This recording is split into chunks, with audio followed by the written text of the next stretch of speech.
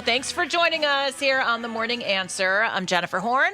And I'm Grant Stinchfield. And what a pleasure it is to welcome into the program Rabbi Michael Barclay. He is a rabbi, an author, a lecturer, very well known to our Answer audience. And I know this because Grant was talking about something on the air a couple of weeks ago in terms of Hamas and Israel. I'll let him explain that in a second. But somebody called in and said, Grant, Rabbi Barclay says the exact same thing. And then I went to a luncheon and somebody said, you have to talk to Rabbi Barclay. So we thought, you know what? This is God trying to connect us. And so we welcome Rabbi Michael Barclay into the program. You can give him a follow at Rabbi_Barclay. Rabbi, thanks so much for being with us. Welcome to The Morning Answer. Thank you for having me, and thank you for everything that the two of you do to make the world a better place. Well, right back at you. Now, Grant, you want to explain how this all started, because this was towards the end of the first phase of the Hamas and Israel agreements. Yeah, I don't even really believe in any of these phases. I don't trust Hamas at all, Rabbi. And so all of these ceasefires will be broken by Hamas. I have no doubt about that, which led me to a tightrope of an idea that nobody really wants to talk about publicly. And that is the idea that you cannot negotiate with terrorists. And terrorists like Hamas kidnap and kill Israelis because they know they can virtually get away with it and then use these hostages as bargaining chips.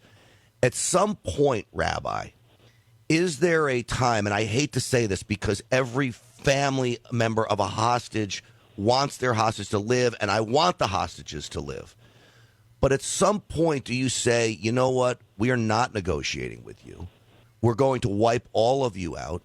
And I hate even to use the term collateral damage, but if our hostages are collateral damage in this, you prevent the future attack and kidnapping of any other hostages because these terror groups will then know you can't take it. You can't take these people because it will not work. That was basically my question to the world, per se, Rabbi, and I wondered what your thoughts were on that. Grant, thank you for both the question and for actually thinking this through.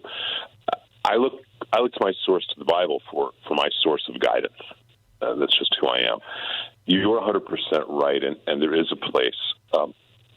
If you look to the Bible, everyone's forgiven in the Hebrew Scriptures. Everyone's forgiven. King David sleeps with a married woman. He gets forgiven, with one exception, which is someone called Amalek.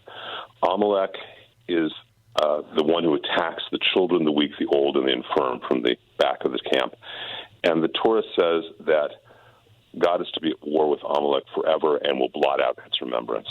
And the idea that our sages talk about is that when something is so evil, when a perpetrator is so evil that it affects children and old people and women and the infirm, then it needs to be destroyed, not defeated. That you blot out its remembrance. And it's talked about extensively by our sages for the last couple of thousand years. What Hamas did on October 7th was demonstrate that they are Amalek. Despite the fact that in their charter they called for the destruction of Israel, for the death of every Jew in the world. And this is in the charter. You can look up the covenant of 1988. Despite that, on October 6th of 2023, I would have said, let's try and make peace. What they did on October 7th is unforgivable. And you're exactly right what happens when we try to negotiate with true evil. It's why myself and a lot of other people, I've cried every day for a year and a half, guys. And not just because of what they did to Israel, but because of what we're forced to do to them. That they've put their own children at risk, that they've done all this, and it's horrible, and it's sad, and it's painful, but you can't negotiate with pure evil, and that's what they've done. They've demonstrated that that's who they are as human beings. So as sad as it is, and as unpopular as it may be to say, it is what needs to be done. It's what we should have done for quite a while. And is that even in the end result that many of these hostages will be killed in the process? Again, I'll look to our scripture because that's just who I am. It's my source for when I'm in a tough place. King Saul loses his kingship specifically because he does not kill all the Amalekites. And the Midrash teaches us that he says, but there are some that are innocent, and yet he still loses his kingship. It's horrible. And we're trying to negotiate for every hostage. Israel knows this. Bibi knows this. Everyone knows what has to be done. But every life we can save, in our tradition, to save a life is to save a world. So every single life we can save is important. I honestly don't quite agree with the philosophy that we have to trade 600 terrorists for a corpse, the victim's corpse, because that's not where his soul is. So. But we need to bring back every living person we can, and we also need to do this.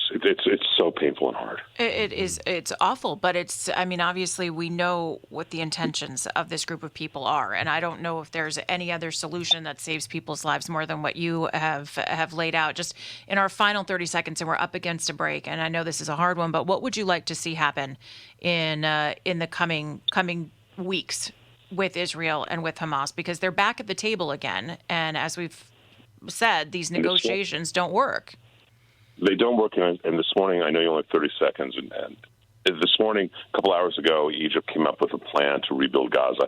I think President Trump's plan of a Khan of the Middle East, or a Riviera of the Middle East, is brilliant. We need to keep in mind as well that Hamas, at the end of the day, is only a proxy for Iran. We need to prevent Iran, no matter what, from getting nuclear weapons. And I think that's probably what's going to happen within the next few weeks. Well, we really appreciate you and welcome you back. Hopefully you'll be a regular with us. Rabbi Michael Barclay, we appreciate everything that you do and the truth that you speak. You can give him a follow at Rabbi_Barclay, and we hope to talk to you again soon. I hope so. And again, thank you for everything both of you do, and God bless you both in every way. Thank you.